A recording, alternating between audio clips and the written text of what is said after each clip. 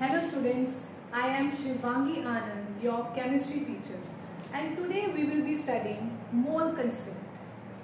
So let's start with mole concept. So students,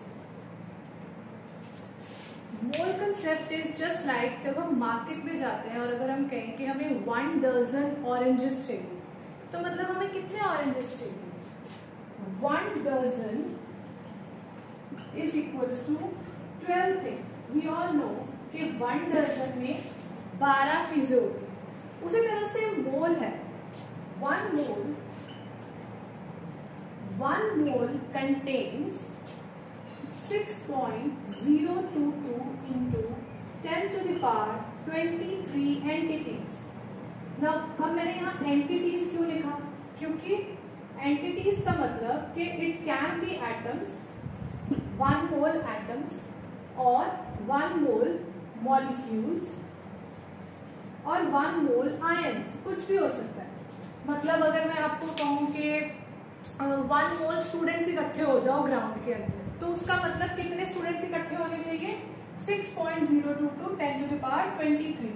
तो अगर मैं बोलूं कि 1 mole बुक्स लेके आओ, 1 mole बुक्स मतलब कितनी बुक्स चाहिए हमें? 6.022 into 10 to the power 23 books. तो 1 mole is basically a count. ये एक count है. जैसे 1 dozen is 12, so 1 mole is 6.022 into 10 to the power 23. It is a count, right? अब मोल कंसेप्ट समझने के लिए हम कुछ बेसिक चीजें समझते हैं पहले, जैसे कि what is 1 atomic mass unit. Atomic mass unit क्या है? Atomic mass unit, इसको हम 1 AMU भी बोलते हैं या U भी बोलते हैं. U is unified unit, AMU और 1U और this is atomic mass unit. अब देखो, अगर हमें सपोज हमें किसी की वॉल्यूम मेजर करनी है, अगर हमें वॉल्यूम मेजर करनी हो तो हम क्या यूनिट लेते हैं? मिलीलीटर या लीटर या सेंटीमीटर क्यूब. उसी तरह से अब एक एटम इतना छोटा है, साइज में इतना स्मॉल है कि हमें उसको मेजर करने के लिए एक डिफरेंट स्केल बनाना पड़ा, which is atomic mass unit. So नाम से ही पता चल रहा है, ऐसी यूनिट जिसको हम कहाँ यूज करेंगे? एटम्स का मास मेजर करने के लिए यूज करेंगे, because they are very very small कि हमें उनको मेजर करने के लिए कोई एक रेलिवेंट स्केल नहीं मिला. अगर हम अब जैसे सपोज अगर हमारे पास कोई माउंटेन है और मैं कहूँ कि मुझे उसका मास ग्राम्स में बताओ, तो ये रेलिवेंट नहीं है, बिकॉज माउंटेन इतनी ज्यादा बड़ी है और हैवी है, टन्स में उसका वेट होगा. तो अगर हम ग्राम्स में कैलकुलेट करने लगे तो वो तो बहुत लार्ज नंबर आ जाएगा. उसी तरह से इसका रिवर्स होता है एटम्स के केस में. एटम्स इतने ज्यादा स्मॉल होते हैं कि अगर हम उनका वेट अगर हम ग्राम्स या किलोग्राम्स में भी मेजर करें तो वो बहुत ही कम आएगा. तो इसीलिए हमने उनको मेजर करने के लिए एक सेपरेट यूनिट बनाई है, विच इज एटॉमिक मास यूनिट. अब एटॉमिक मास यूनिट है क्या? 1 atomic mass unit is equals to 1/12 mass of 1/12 mass of C12 carbon atom. Carbon atom C12 isotope का मास हमने लिया और उसको 12 से डिवाइड कर दिया, तो जो नंबर आया वो है हमारा scale atomic mass unit, and it is roughly equals to 1.66056 into 10 to the power 24 minus 24 gram. This is 1 atomic mass unit. अब हम क्या करेंगे? जितने भी एटम्स का मास है वो इसकी कंपैरिजन में मेजर करेंगे, रिलेटिव एटॉमिक मास मेजर करेंगे. For example, relative atomic mass of an atom is equals to mass of that atom upon 1 AMU. Divided by 1 AMU। 1 AMU क्या है? 1/12 मास ऑफ कार्बन एटम। अब रिलेटिव वर्ड यूज इसीलिए हमने किया है कि हमने किसी भी एटम का जो एक्चुअल मास है हमने उसमें डील नहीं करना, हमने उसको कंपेयर करना है कि वो कार्बन 12 के एटम के 12th पार्ट से कितना हैवी है या कितना लेस हैवी है, उसके कंपैरिजन में हमने उसको मेजर करना है।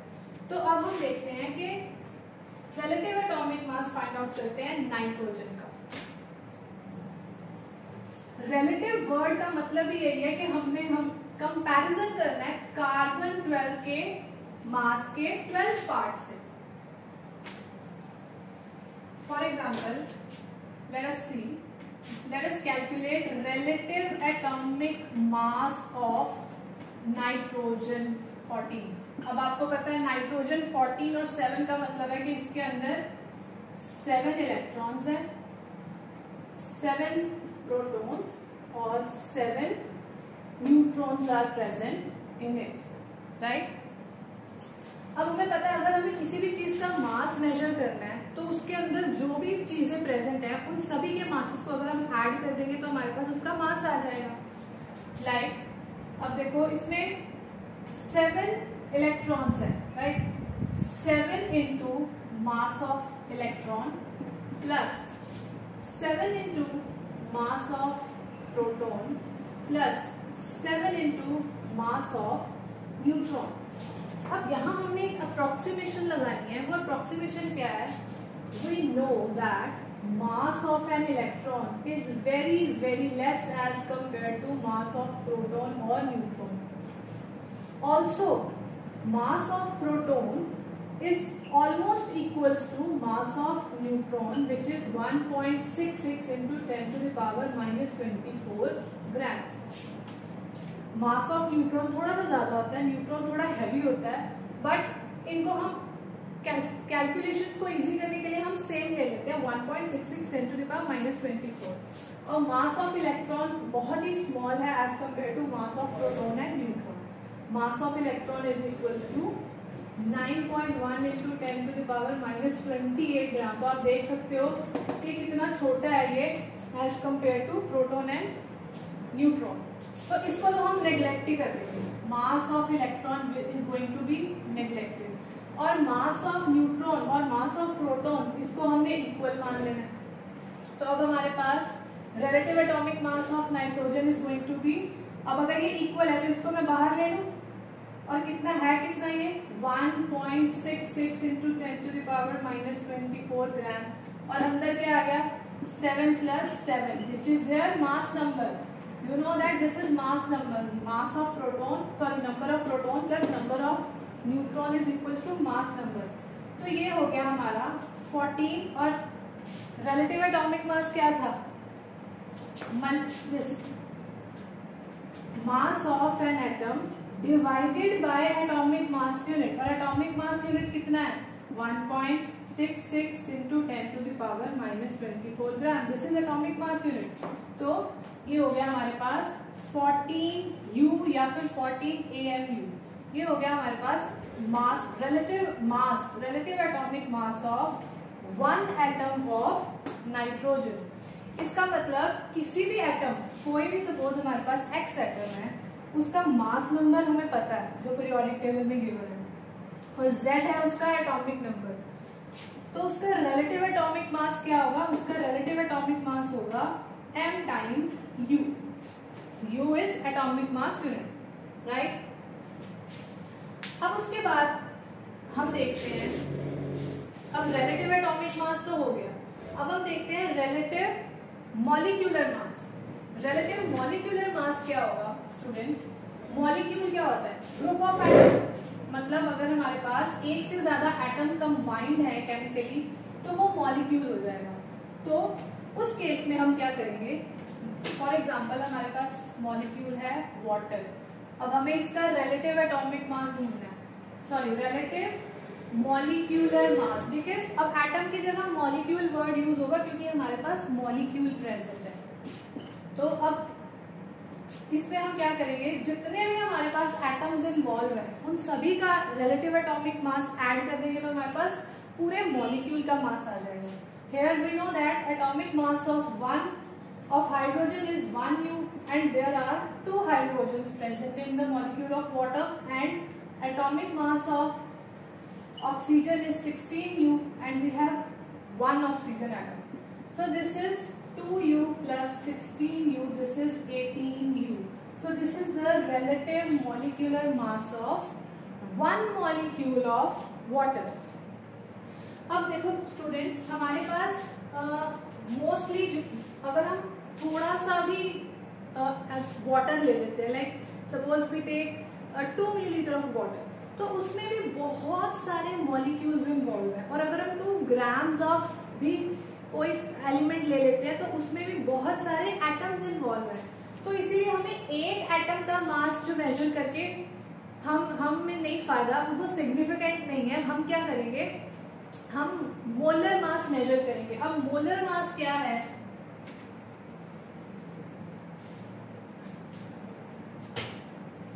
See molar mass is, molar mass नाम से ही पता चल रहा है, mass of 1 mole of anything. Molar mass is mass of 1 mole of substance. अब वो सब्सटेंस एटम होगा तो हमारे पास हो जाएगा in gram. Yes, mass of 1 mole of any substance in grams is known as molar मास.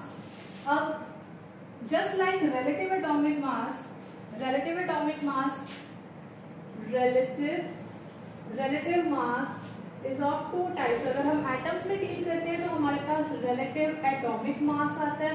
अगर हम मॉलिक्यूल्स में डील करते हैं तो हमारे पास relative molecular mass आता है. उसी तरह से अगर मोलर मास का मतलब है एक मोल कुछ भी का मास. अब अगर वो एक मोल हमारे पास एटम है तो वो हो जाएगा in grams, then that will be gram atomic mass.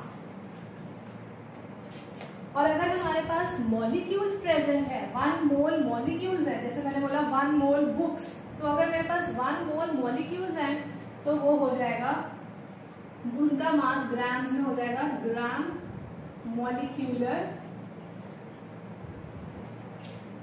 Molecular mass.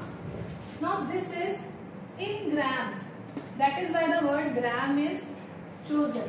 अब फॉर एग्जाम्पल हम कैलकुलेट करते हैं ग्राम molecular mass of nitrogen. Let us calculate the gram molecular mass of the gram atomic mass of nitrogen. अभी हमने relative mass major किया, atomic mass वो एक atom का मास था. ग्राम एटॉमिक मास यानी मोलर मास मतलब 1 मोल का मास. मतलब 1 मोल अगर मैं नाइट्रोजन के एटम्स को इकट्ठा कर लूं और उनका वेट ग्राम्स में निकालूं तो वो होगा उसका मोलर मास या ग्राम एटॉमिक मास. तो 1 मोल ऑफ नाइट्रोजन एटम्स का जो वेट है वो है in grams, is known as gram atomic mass या फिर मोलर मास. राइट. अब 1 मोल में कितने होते हैं, 6.022 into 10 to the power 23 atoms. और एक नाइट्रोजन एटम का रिलेटिव एटॉमिक मास हमने फाइंड आउट किया है 14U. अब अगर मैं U को ओपन कर दूं, क्योंकि मोलर मास या फिर ग्राम एटॉमिक मास का मतलब है मास मेजर करना है एक मोल का इन ग्राम्स, तो यानी कि मेरे को U को ओपन करके ग्राम्स में लिखना होगा 6.022 into 10 to the power 23 into 14 into 1.66 into 10 to the power -24 grams. अब स्टूडेंट्स अगर मैं इसको और इसको कंबाइन कर दूं, इसको मल्टीप्लाई कर दूं तो ये रफली इक्वल्स टू 1 आएगा. ये पूरी इक्वेशन इसको और इसको मैं अगर मल्टीप्लाई कर दूं तो it will be equals to 1, which means this is equals to 14 gram. इसका मतलब किसी भी एटम का ग्राम एटॉमिक मास है, उसका एटॉमिक मास U की जगह हमने ग्राम लगा रहे हैं, बिकॉज जब हम उसको ओपन करेंगे तो 1 atomic mass unit is equal to 1.66 10 to the power minus 24 gram. और 1 मोल में कितने एंटिटीज होती है? 6.022 10 to the power 23, और उनको कंबाइन करके हमारे पास आएगा 1। तो बचा क्या हमारे पास? जो उसका एटॉमिक मास था वो एटॉमिक मास U आ रहा था और ग्राम एटॉमिक मास आ रहा है ग्राम। इसका मतलब एटॉमिक मास में हम U को हटा के अगर ग्राम लगा देंगे तो वही उसका ग्राम एटॉमिक मास है, या फिर हम कहें मोलर मास है। अब यही मोल कंसेप्ट है स्टूडेंट्स, तो यही अपने आप में मोल कंसेप्ट है। फॉर एग्जाम्पल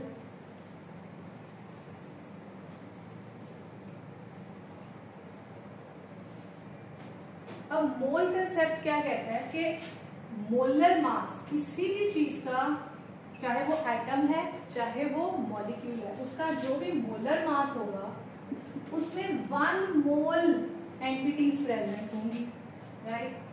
अब फॉर एग्जांपल हमारे पास 14 ग्राम नाइट्रोजन है, तो 14 ग्राम नाइट्रोजन में कितने मोल्स ऑफ नाइट्रोजन मॉलिक्यूल है? 14 ग्राम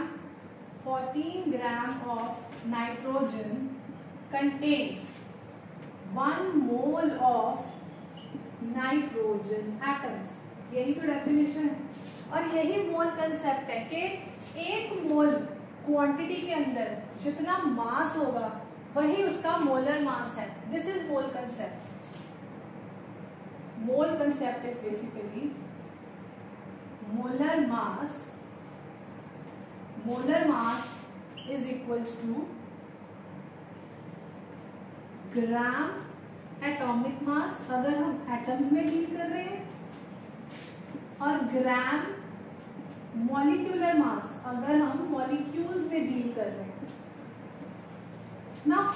एक और चीज हमें पता चली, अगर हम वॉल्यूम की टर्म्स में जाएं, अगर हम 1 मोल किसी भी गैस को, suppose 1 mole of nitrogen gas, उसको हमने उसकी वॉल्यूम मेजर करी, उसकी वॉल्यूम ली 22.4 लीटर हमने वॉल्यूम ली नाइट्रोजन की, और उसका जो एटॉमिक मास आया, जो उसका ग्राम एटॉमिक मास आया, वो भी मोलर मास के ही बराबर था। ये भी इसकी एक एक्सटेंशन है मोल कंसेप्ट की, कि मोलर मास तो है ही है, ग्राम एटॉमिक मास और ग्राम मॉलिक्यूलर मास, लेकिन अगर 22.4 लीटर ऑफ एनी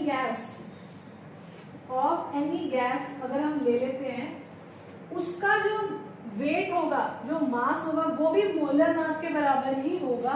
तो बट एक कंडीशन थी, at STP standard conditions of temperature and pressure. Temperature कितना होना चाहिए? 273 केल्विन, और प्रेशर कितना होना चाहिए? 1 एटमॉस्फेयर। मतलब एक एटमॉस्फेयर पे और 273 केल्विन पे अगर हम कोई भी गैस ले लेते हैं और उसकी वॉल्यूम कितनी लेते हैं, फिक्स कर देते हैं 22.4 लीटर, तो हमारे पास उसका जो वेट होगा वो भी उसके मोलर मास के बराबर ही होगा। यही है मोल कंसेप्ट। और अगर हम नंबर्स में काउंट करें तो 1 मोल कोई भी चीज, मोलर मास, देखो नाम से पता चल रहा है मोलर मास मतलब 1 मोल का मास। तो 1 mole of anything is 6.022 into 10 to the power 23 entities word इसलिए यूज किया है कि अगर हम एटम्स में डील करेंगे तो इतने एटम्स हो जाएंगे, अगर हम मॉलिक्यूल्स में डील करते हैं तो इतने मॉलिक्यूल्स हो जाएंगे। This is our mole concept. Now based on it we will do some numericals. इसको आप नोट डाउन कर सकते हैं, ये यही मोल कंसेप्ट का सार है बेसिकली।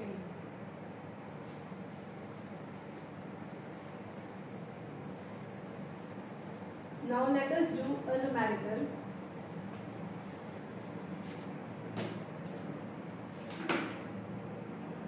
For example, आपको पूछा गया है कि find out the number of moles in 80 gram of sodium hydroxide. अगर हम 80 ग्राम सोडियम हाइड्रोक्साइड ले लेते हैं तो उसमें कितने मोल्स प्रेजेंट होंगे। अब हमें मोल कंसेप्ट से एक चीज तो कंफर्म है कि अगर हम जितना इसका मोलर मास है, मोलर मास अगर हम लेते हैं तो that is equals to, we know that molar mass of NaOH is equals to how many molecules? 1 mole of NaOH, 1 mole molecules of NaOH। तो अब मोलर मास कितना है इसका हमें पता है, नाइट्रोजन का 23, ऑक्सीजन का 16, हाइड्रोजन का 1 ग्राम्स में। तो ये हो जाएगा, इसको हम ऐड करेंगे, कितना हो जाएगा, this will be 40 gram. So 40 gram of sodium hydroxide contains how many molecules? 1 mole molecules. Remember student, 1 mole अकेला कुछ भी नहीं है। अगर मैं आपको बोलूं 1 डजन लेके आओ, तो क्या लेके आओ 1 dozen? 1 dozen atoms, 1 dozen books, 1 dozen oranges, 1 dozen apples, या क्या? उसी तरह से 1 मोल अकेला लिखना is not sufficient. 1 mole molecules of, अब मॉलिक्यूल क्यों बोला है मैंने, क्योंकि यहाँ पे मेरे पास ग्रुप ऑफ एटम है, मेरे पास सिंगल एटम नहीं है, ग्रुप ऑफ एटम है, इसीलिए ये मॉलिक्यूल्स है। सो 1 मोल मॉलिक्यूल्स ऑफ सोडियम हाइड्रोक्साइड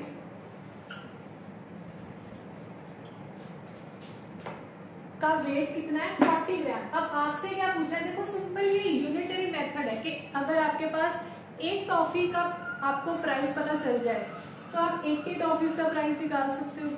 अब आपको 40, दिस इज यूनिटरी मेथड, पूरा का पूरा मोल कंसेप्ट ही यूनिटरी मेथड है। आपने अपने आप को सिंप्लीफाई करने के लिए ऐसे ही बोलना है कि अगर 40 कैंडीज का वेट अगर इतना है सपोज, या 40 कैंडीज का प्राइस इतना है, तो एक कैंडी का प्राइस कितना होगा। हम देखो 1 ग्राम, सिमिलरली उसी तरह से हमने फॉलो करना है कि हमें आपको क्वेश्चन में क्या बोला कि 80 ग्राम में कितने मोल्स हैं, ये फाइंड आउट करो। आपको मोल कंसेप्ट से क्या पता चलेगा कि मोलर मास किसी का भी जितना होता है उतने में कितने मॉलिक्यूल्स होते हैं, 1 मोल। तो 40 ग्राम में कितने होंगे, 1 मोल। 1 ग्राम में कितने होंगे, 1/40, 1/40 mole molecules. Students this is, अब हमें 80 ग्राम में पूछा how many number of moles are present in 80 gram. तो सिंपली है, हम 80 ग्राम में फाइंड आउट कर लेंगे। 80 gram is equals to 80 into 1/40, तो ये हो जाएगा 2 mole molecules. Yes, 2 mole molecules present है। अब अगर यहाँ पे आपको क्वेश्चन में था find out number of moles, तो हमने नंबर ऑफ मोल्स तक कर दिया, 2 मोल्स आर प्रेजेंट। अगर आपको पूछा जाता है कि find out how many molecules are present, तो हम इसको फर्दर ओपन करते, number of molecules of sodium hydroxide in 80 gram is equals to, अब हमें मोल्स तो पता है, हमें पता है 1 मोल में कितने होते हैं, 1 मोल में 6.02 × 10⁻23, तो 2 मोल्स में कितने होंगे, सिंपल मल्टीप्लाई कर देंगे, 2 इंटू 6.022 इंटू 10⁻23 मॉलिक्यूल्स आ जाएंगे हमारे पास। अभी हमारे पास मोल्स आए थे यानी डजन्स में आया था, अब हमारे पास एक्चुअल क्वांटिटी आ गई कि कितने नंबर, एक्चुअल नंबर आ गए, कितने मॉलिक्यूल्स है हमारे पास। ये मल्टीप्लाई करके आ जाएगा 440, this is 12.044 into 10⁻23 molecules, right? Okay students,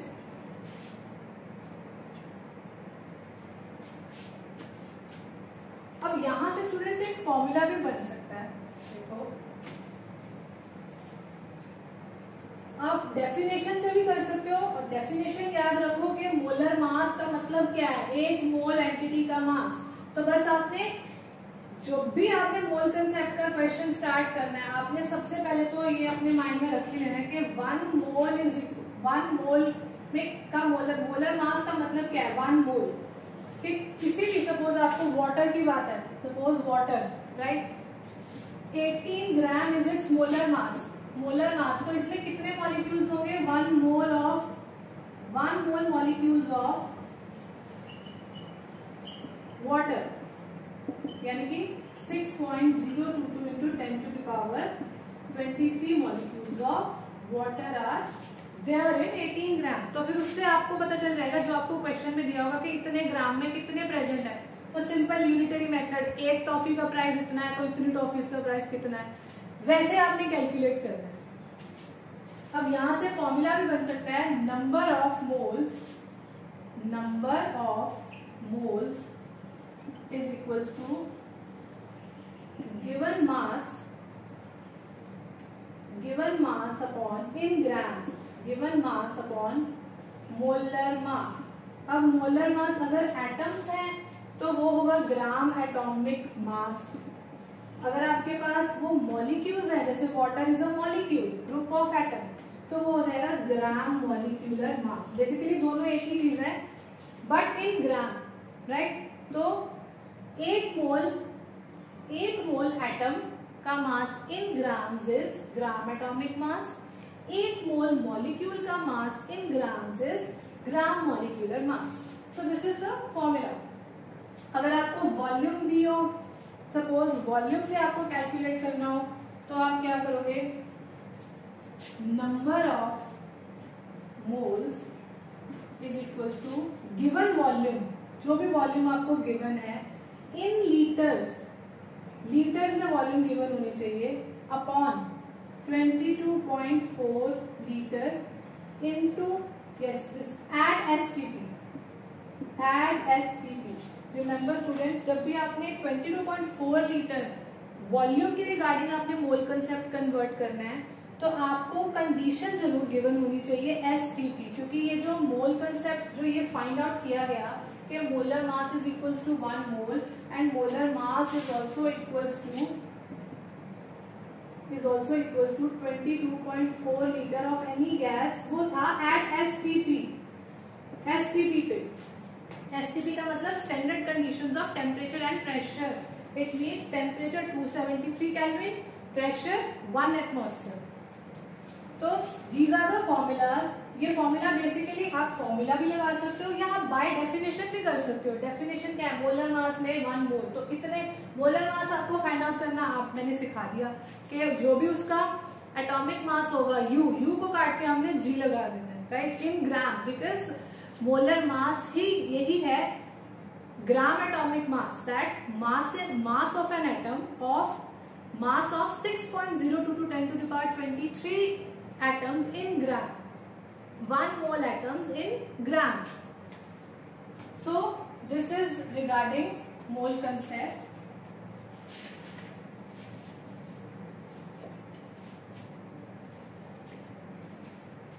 Okay students, so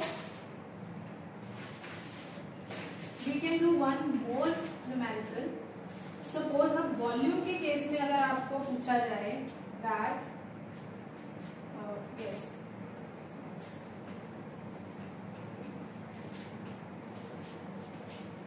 suppose आपको पूछा जाए कैलकुलेट नंबर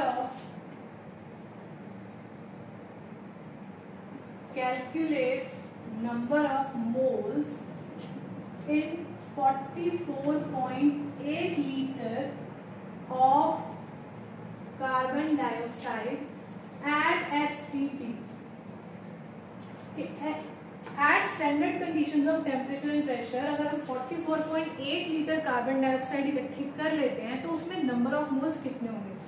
अब मोल कंसेप्ट के अकॉर्डिंग हमें पता है कि 22.4 लीटर कोई भी गैस होगी तो उसमें कितने नंबर ऑफ मोल्स प्रेजेंट होंगे, उसमें होंगे 1 मोल प्रेजेंट होंगे, 1 mole of carbon dioxide in 22.4 litre. Simple unitary method है, तो 44.8 लीटर में कितने प्रेजेंट होंगे। अगर 22.4 लीटर में 1 मोल प्रेजेंट है तो पहले तो हम 1 लीटर में निकाल लेंगे ना, 1 लीटर, और हमें एसटीपी भी दिया ही हुआ है, राइट, ये आपको जरूर मेंशन किया होना चाहिए। तो 1 लीटर में कितने होंगे, 1/22.4 लीटर, और 44.8 लीटर में कितने होंगे, 44.8 litre of carbon dioxide dioxide will contain 44.8 upon 22.4 litre. जो ये डिवाइड हो जाएगा तो ये आंसर आएगा 2 moles of carbon dioxide are present. अब ये देखो ये फॉर्मूला बन गया।